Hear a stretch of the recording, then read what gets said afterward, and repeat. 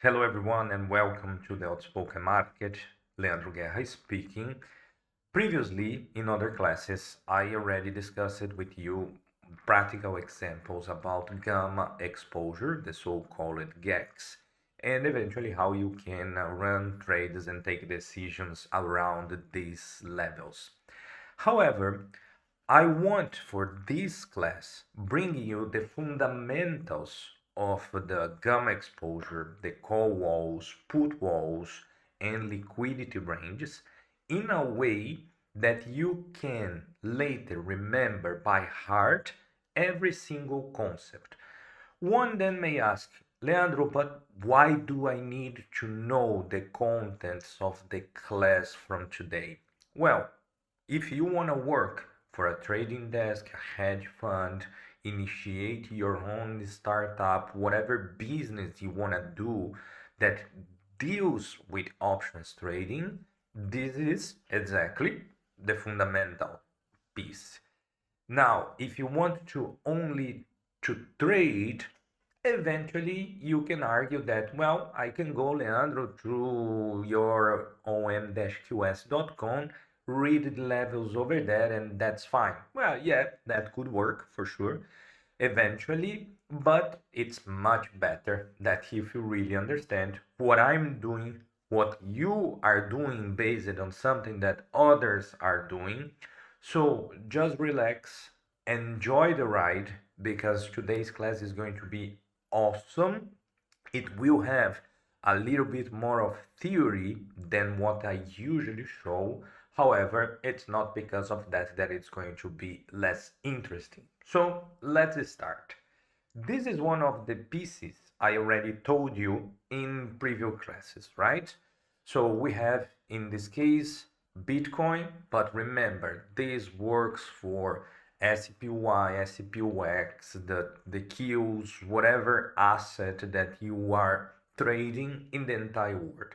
The only thing that you need that this underlying asset has its options, and eventually you must have access to the options data. And all of these details we are going to break down during the class today. But why these levels?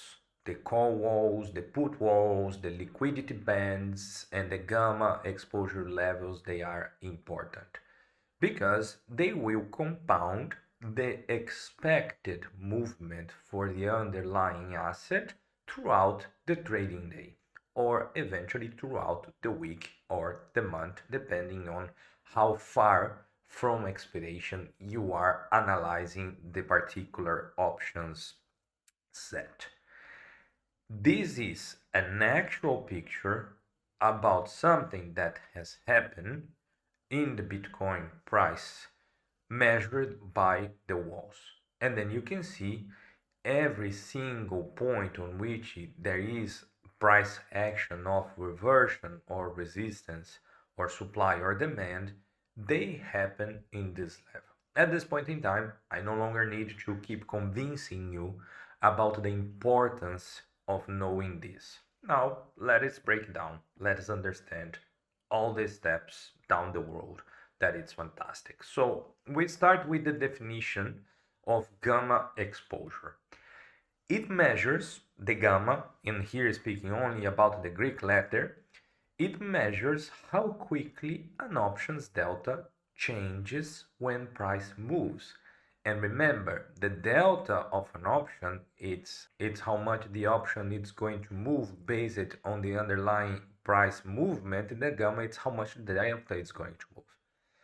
This is important because the dealers, market makers, the traders, the institutional traders that are playing with the options, they must and they will understand this particular parameter in order to properly hedge their positions and eventually eliminate directional risk and any other components that they have in their minds. Now, usually, or the most common thing that happens is that market makers are the ones who sell the options, hedge with the underlying. And then you may have two situations. You may have positive gamma or you may have negative gamma. In a scenario on which you have positive gamma, it means the hedging actions from the market makers will stabilize the price.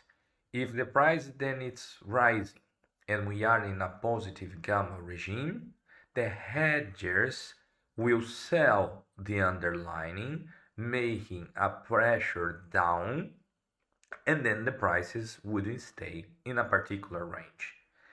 If we have a fall in the price, eventually these market makers, they will buy the dip. So you have clear resistance and support levels based on the case that you have positive gamma. If we have the negative gamma, it means the hedging action from the market makers will amplify the moves. So in order to keep balanced or hedge their positions, if you reach a particular level on which we are negative gamma, eventually the movement will keep going up. So the level in that particular case will work as a magnet. So it's going to attract the price to then keep going further away. It doesn't matter if you're speaking that this is going to be up or eventually if that it's going to be down. And then we have in that scenario the volatility increment. For example, pick up Bitcoin trading at 6,000, whatever the price. I mean, this is just an example. If market makers are net short gamma and the Bitcoin price rises to 61,000, the hedgers buy BTC to stay hedged. So it rose and then they keep making it going up because they are buying. Because we are net short gamma, we are in the negative gamma.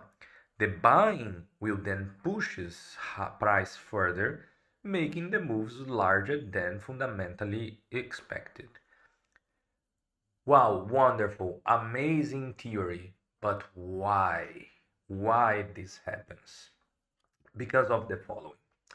Remember, the delta tells how much the options price moves when the underlying moves. A call option has the delta ranging from 0 to 1. The put option has the delta ranging from 0 to minus 1. The gamma measures how fast that delta changes when price changes. Imagine from calculus. Oh my God, Leandro, don't talk to me about calculus. No, don't worry. You have the space. And then you have the movement in the space. This is velocity. And this is the delta. And then from the velocity, you have another derivative that is the acceleration. That is how much change you have in velocity. That is the gamma. So you can, simplification, the space is the price of the underlying asset. The velocity, or in this case, how much the option price is going to move, is the delta. And the acceleration, it's the gamma. That's why, beautifully, you have the scenario of positive gamma or negative gamma. Because you may have acceleration or deceleration in this case. You are slowing down. Fantastic. So back to our example. The gamma measures how fast the delta changes. If an option has a positive gamma, then as the underlying rises, the calls delta increases approaching to 1, and then the puts delta approaches to 0. Because we are going up. And then remember, going up, the call gains value, so the delta goes to 1, and then eventually, depending on where we are, the put deltas decrease. Now, When Bitcoin rises from 6,000 to 61,000, the calls will be more in the money. So the delta will increase and they will behave more like if they were an actual Bitcoin. And the puts will become out of the money. Their delta, they are going to decrease. So the dealer sold these options, or the dealers, they sold. So they are the ones with short deltas of these particular calls. So if the delta of the calls are increasing or is increasing, the dealer's short delta exposure grows, and that's why they must buy Bitcoin to offset that larger short delta, because then they will reduce that particular point and be less exposed to that. It's all about the control of the exposure or of the risk the dealer or the dealers they want to have. So pricing going up, delta going up, dealers buy to hedge. Remember, our example is that one. Bitcoin trades at 6,000, price raises to 61, and the market makers, they are net short gamma. So they must buy to hedge, and this pushes Bitcoin price even further. And this extra buying adds the upward pressure, causing pricing to accelerate, and this is the gamma feedback loop. In short, gamma causes delta to rise when prices rises in a scenario of net short gamma, forcing the dealers to adjust their hedge in the same direction. Everything would be the opposite if we would have in a positive gamma scenario. That is rather the other way around. The dealers will then sell the underlying in order to neutralize their delta and be able to decrease the risk. Do the exercise yourself. If you don't get it, leave your comment and I will be happy to give you an extra class just to explain the case that we are in the positive. But I think at this point in time you already got it. If you don't, just let me know. Okay, these are the fundamentals about the underlying price, the delta and the gamma. The call wall. What is a call wall? It's the strike of the option on which we have a large concentration of open call options. It doesn't matter at this point in time who sold, who bought. What matters is, of course, if somebody sold, somebody has bought, and vice versa. So it's an open interest. So the deal was done. These call walls, they work as a potential resistance zone because the hedging flows can limit the upside momentum near that level. Imagine that you have several strike levels. So here, I don't know, let's invent something. 10, 15, 20. And on 15, you have a large concentration of open call options. And you are trading at 11. This, since the dealers, let's pick up an example on which they have bought options. So they are long, they are buying options. If the current underlying price hits 11, this tends to be as or act as a magnet to the price, because this is where we have a larger concentration, and these dealers, they have bought the calls, and if they have bought the calls, they want to profit with the calls. So to profit, the calls must be at, and preferably of course in the money, so the price has to go over here. When the price reaches that level, there are several things that they can happen. They can start realizing profits, or they will start to sell the underlying in order to neutralize the exposure, to hedge their position eventually. Because if it went back because of their market forces, the calls will start to give a loss, but they have also sold the underlying, so they neutralize the losses. They hedge the position of buying the calls they had. Do you get it? That's why it works as a potential resistance level. If we have a scenario and we have a large concentration of open calls, for example, at 15, and an even larger, I don't know, at 19, just making up an example, this tends to be, if that one is larger, this tends to be even a magnet pushing the price even further. And then you will have what we call the liquidity band, because it's where you have a large concentrations of opening interest. And that open interest will be the liquidity, or where the liquidity is going to be. And then eventually, if the price touches 19, it will fall back to 15. Well, they sold, they were short on their underlying. This underlying falling back to 15, well, maybe that is good profit already. We can start buying again. And then you have your price bouncing between the ranges.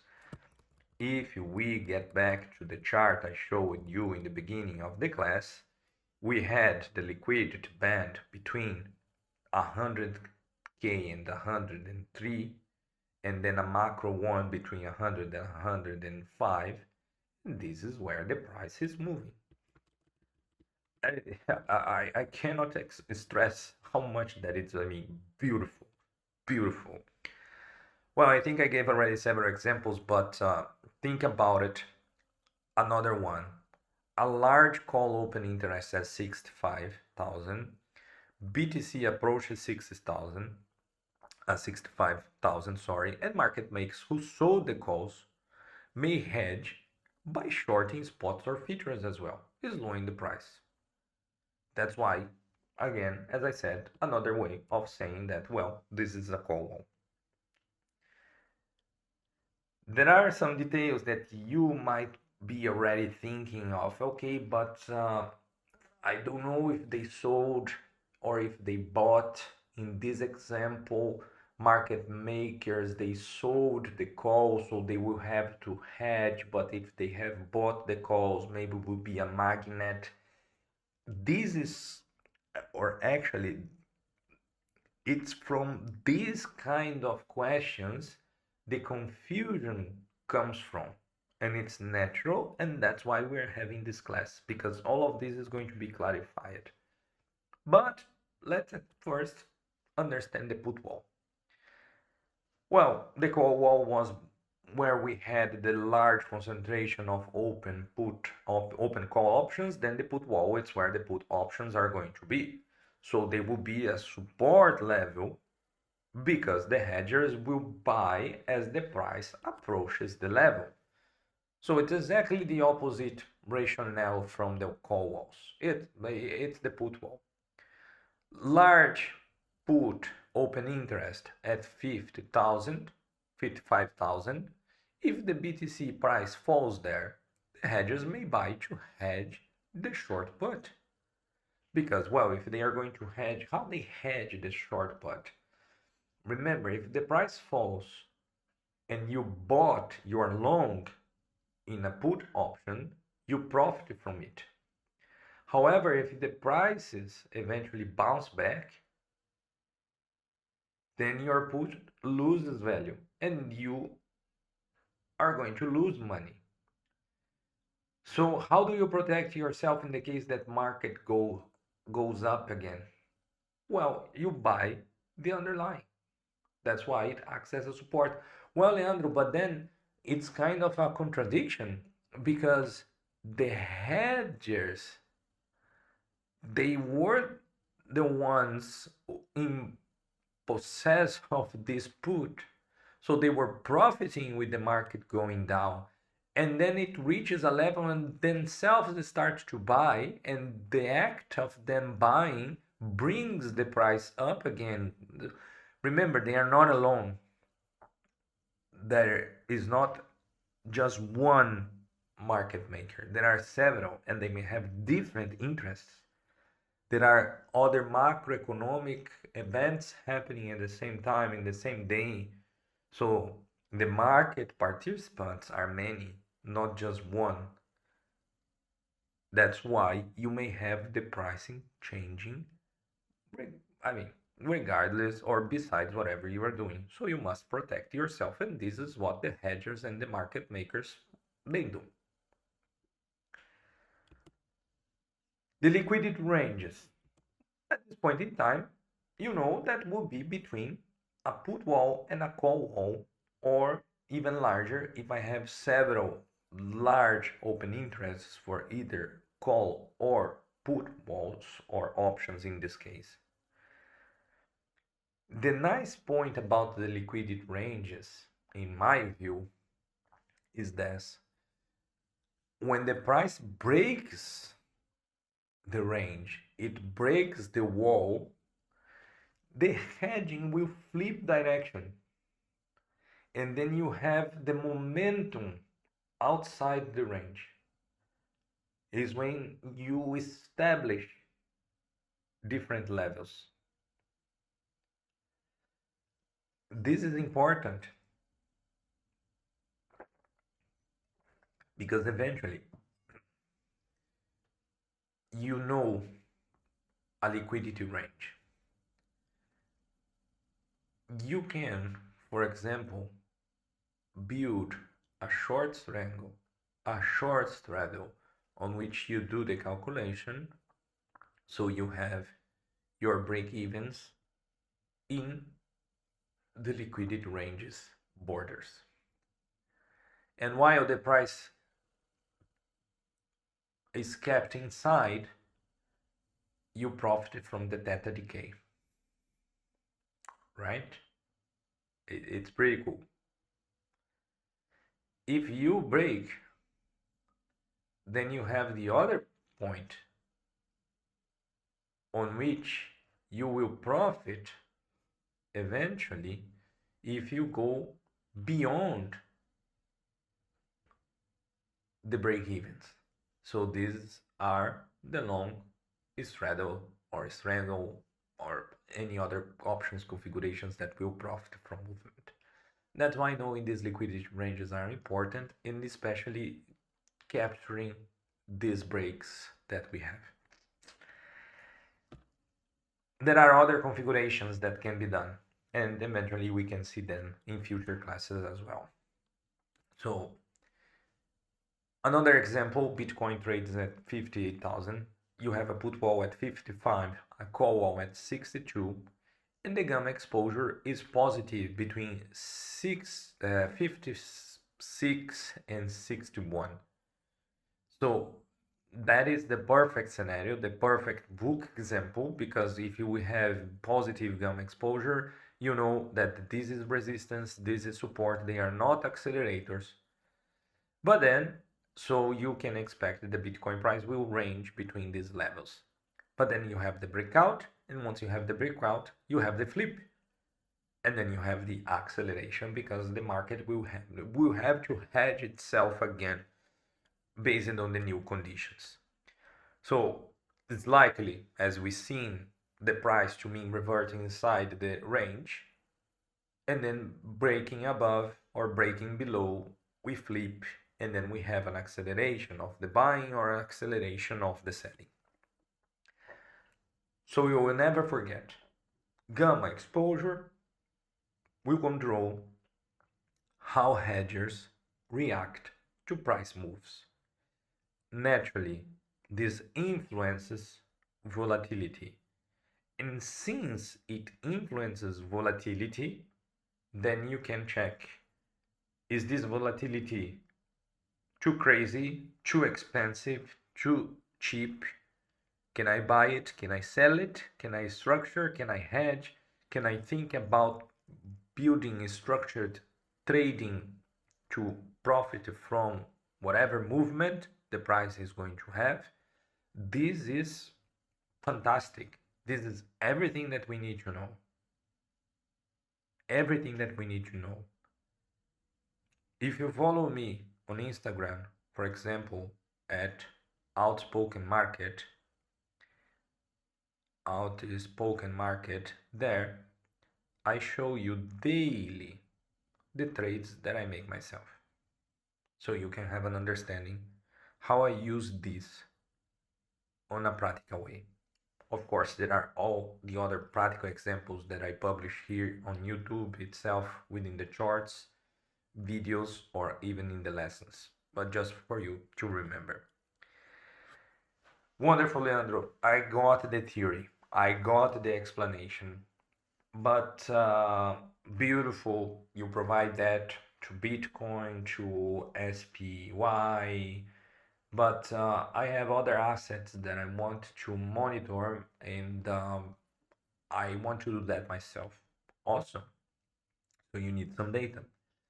And the data that is needed to run these calculations are options chain data. So you need the strike prices data, the expiration dates, the open interest, the option prices itself. For calculating the gamma, you must have the prices. It's not optional. You can eventually infer, have an idea about the walls only with the open interest, the strikes, and the expiration dates, but this is going to be weak. The true calculation, the true magic lies in knowing the delta and the gamma. And then you also need the market data, of course, the underlying price, the implied volatility, the interest rate. If you want to do a bit of pricing model, if you're trading crypto, actually this does not matter, and the time to expiration. And as I said, this is a must, not optional, if you want to calculate precisely the levels, the pin candidates, and all the rest. So the delta and the gamma at least.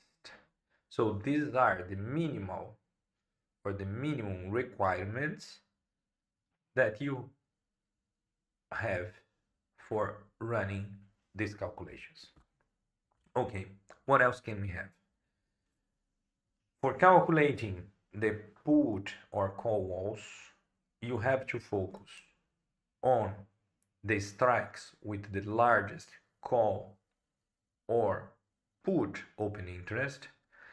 Particularly, you don't need the Greeks to run the calculations, and then you must have, of course, the spot price, so you know where you are, and then eventually what to do if you get closer to them.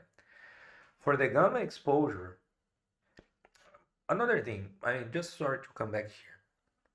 That might be enough to many people, but the point is, if you don't know the exposure, eventually you don't know what type of hedging is likely to happen. That's why I insist on the gamma exposure, because the type of hedging, it's what tells us if this is going to be positive or negative, and determines whether we are going to have a dumping in volatility or an expansion. And that influences the type of decision that you're going to take. So to calculate the gamma exposure, you need this very, very, very easy calculation. This is convention. So the gamma times open interest times the contractive multiplier, because, for example, when trading SPY or SPX options, the contract multiplier, it's 1,000. So in your broker, you're going to eventually see, I'm trading one option. No, you're trading 1,000 because the multiplier is 1,000. That bit, for example, to trade Bitcoin, I think the multiplier is 5, I don't use that bit, that's why I don't remember by heart, but I think it's 5. So this it's what you need to check with your broker. And then you aggregate this across the strikes, and then you have the positive and the negative one. For the liquidity ranges, the spot location relatively to the walls, the aggregated gamma sign and magnitude, and the time to expiration. Because gamma increases when we are near to expiration, because the change in the delta is going to be more aggressive. That's why gamma increases. This is basically options. Data sources. I don't know, CBOE, Bloomberg, Refinitiv, Option Metrics, Binance, Deribit. Binance is not that good, right? Because the liquidity it's not good, but on Deribit it's okay. And the traditional finance, you have all these other guys. Most of them are for free, others don't. So you need to check your trade-off in this case. Now, great. All the fundamentals are set. How the gamma exposure then will become positive or negative. So gamma exposure, it's the sum all over the strikes. And the formula we have seen, it's quite easy. And the signal, it's a convention. Why? I know this might be a bit disappointing because we like mathematical precision. But the truth is, usually the market makers, they are the ones providing liquidity to the market. So they provide also liquidity to the options traders, and they usually short options. And that's why, so flipping sign if using dealer GEX. So that's why we base it, the sign, positive or negative, based on that assumption that by definition market makers are the ones selling the options. Therefore, the core intuition that we have seen, a positive gamma exposure, dealer hedging dumps the price moves, and the negative, it amplifies price moves. Then why it flips sign, whether dealers are net long or net short gamma across the options book. So when the dealers are net long gamma or positive GEX, they will hedge by selling into strength and buying into weakness, stabilizing the price within the range. The typical conditions when dealers are net long gamma, when dealers are positive gamma exposure, out of the money put sold, dealers are long gamma. The hedging flows counter price changes. When there is low panic, meaning low volatility, a more stable environment, and spot between large option strikes, range behavior. These are the typical conditions for positive GEX. Another example, Bitcoin 60, you have a big open interest at 55K put sold, price dips towards 58, the dealers buy hedge, so pushes price back up, this stabilizes the price, this is a positive GEX. Remember, yes, it's a signal, a sign, convention in this case. Because these are the conditions. This is by default in the market. So if you ask not just me, but any other options trader, this person is going to confirm to you. Now, when they are net short gamma, negative GEX, right? So they will be buying into strength and selling into weakness. So they amplify the price moves. So traders buying lots of options, meaning the dealers short gamma, volatility demand rising, spot near through big strikes, or stress events. So as it suggests, it's rather the opposite of the positive one. Again, Bitcoin at 60, traders buy calls and puts heavily, dealers then short gamma. If you have then a jump in the price, whether if it's up or down, eventually we will get the conditions for that one over here. I know at first glance it might be confusing. Don't worry, the more you see, the more you study, the more it will make sense to you. Remember, you don't learn by just listening once, by just seeing something for the first time. Learning, it's about repetition. You don't get to be a good doctor without repetition. You don't get to be a good football player if you don't train. You don't build muscles if you don't go to the gym every single day. I mean, studying, it's not different from that. This is a recap.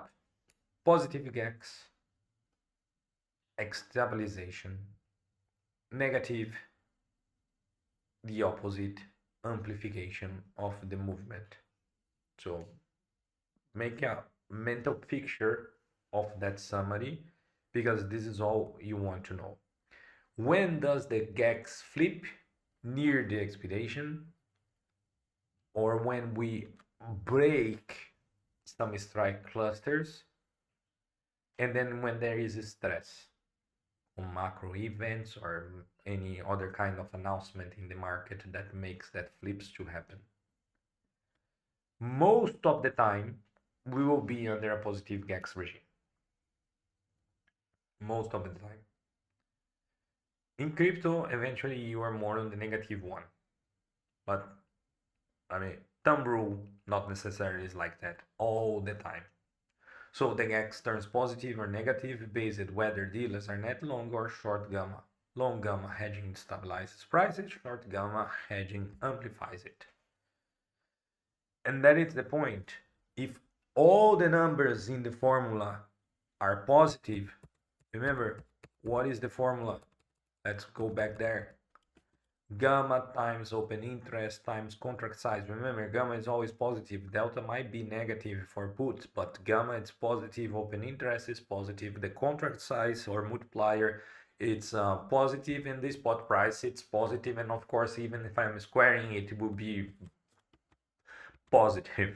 So how can I escape the fact of everything is positive and then eventually I have a negative gamma? Well, it's simple. The formula is indeed always positive as a result. The negative sign does not come from the math. It comes from who holds the gamma. And that is the point. That's why I told you that it's a convention. Dealers are typically short options to customers. And based on that convention, we have that particular case. It doesn't matter. In the end of the day, honestly speaking, it's nice because being positive or negative, you have that view of the acceleration, of the ranging. How do I, with my experience, I escape from that? Keeping it simple. Always keeping it simple. I must go back to the beginning. This chart. Now, I'm recording it today. It's Saturday, the 8th of November. So we are here while I'm recording it. Yesterday was the 7th of November. We had this range of trading.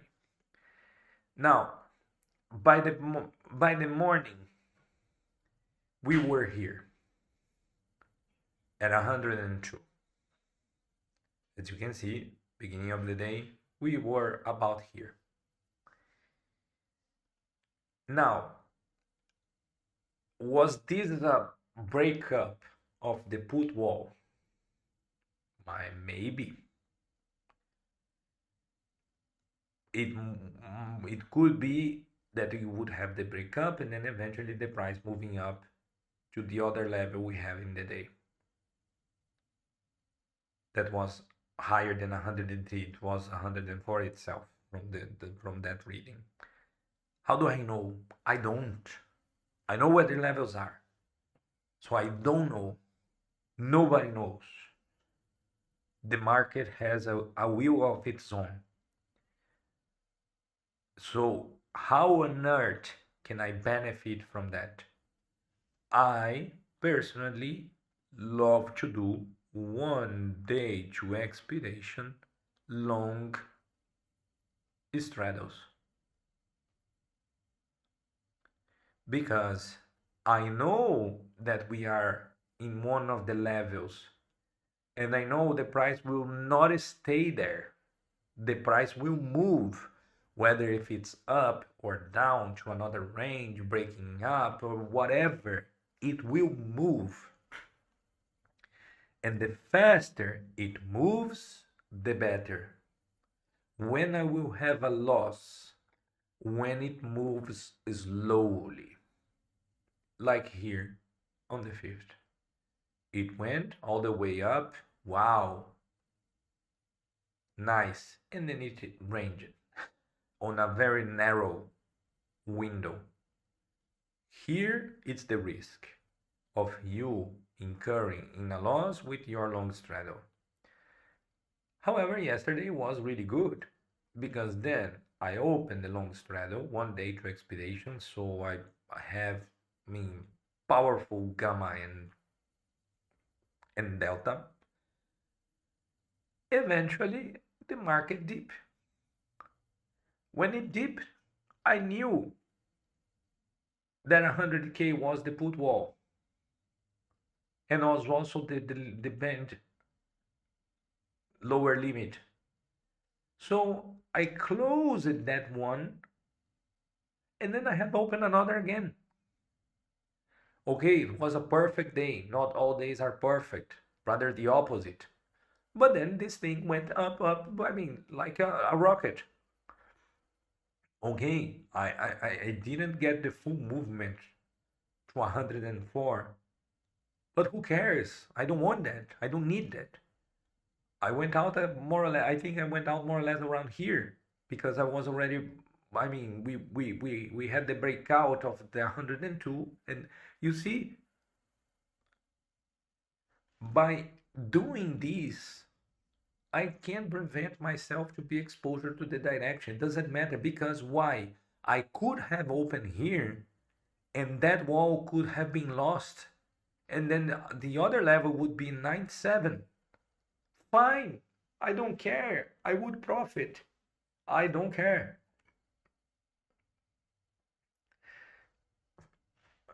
This truth is not written in stone. This is my experience as a trader. There are other possibilities. You simply can go long in the underlying. And then you position the stop loss, you manage your risk, you hedge. You can go short. You can profit that well. There was a high in the implied volatility. I could then open a calendar because the volatility increase could eventually means the short day to expiration option could be more expensive than the longer, and that is not natural. So I sell the short term contract and go long in the long term contract, and I will profit if the market stabilizes. There are several options, and this is the point. You get crazy. There are too many options. Then I pick up one that does not expose me to the direction. So I don't need to figure out the direction. What I need, movement. If I don't have movement, I will incur in a loss. And I know there are very bad days for that.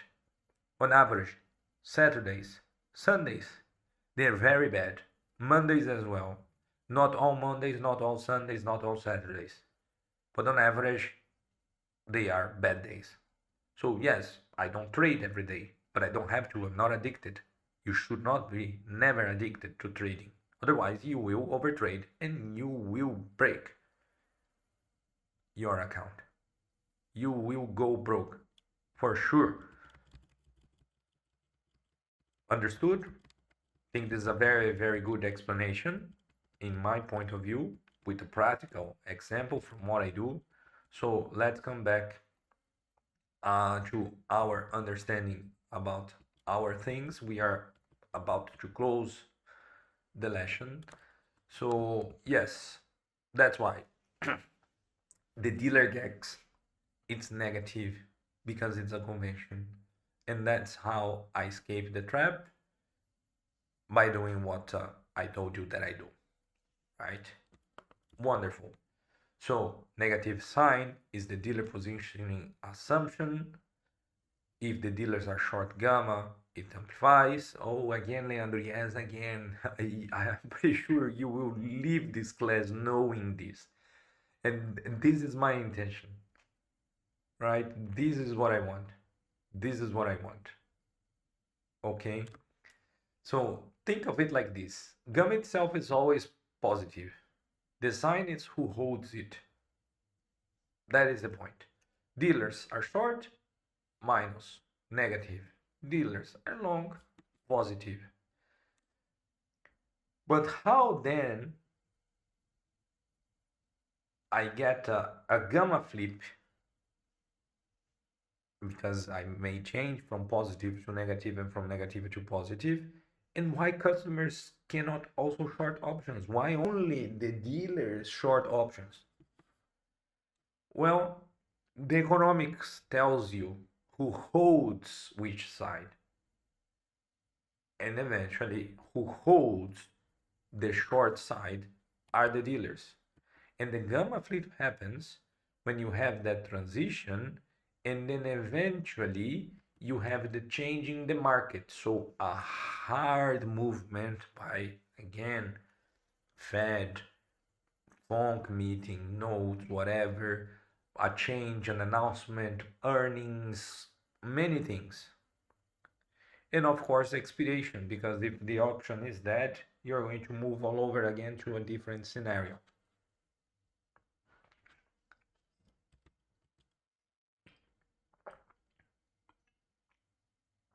We have seen that example before, so it's the dominant side.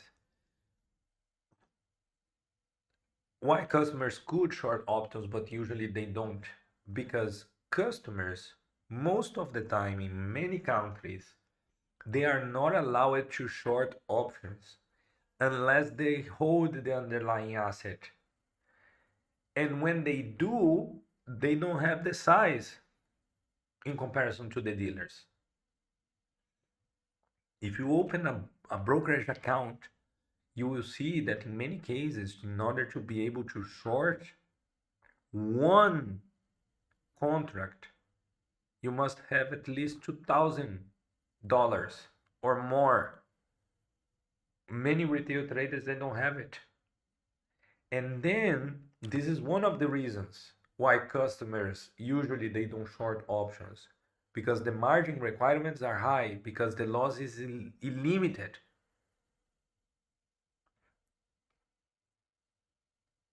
Right? And that's why you have the restrictions.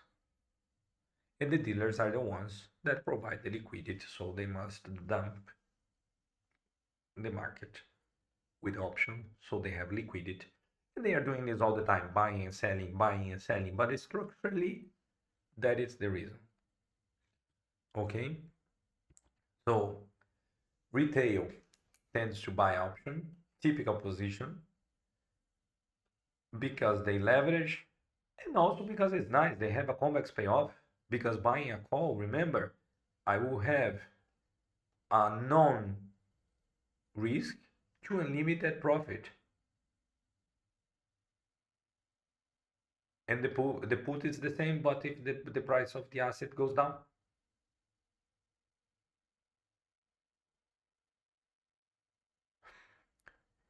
The hedge funds, they mix, they could be either because they try to do what they do based on the exposure. Volatility funds are structured sellers. They typically sell options because they want to harvest the theta, the premium. And the dealers and the market makers, that was the main view of this class, they usually are net short options because their business model is to sell volatility and hedge to all the other market participants.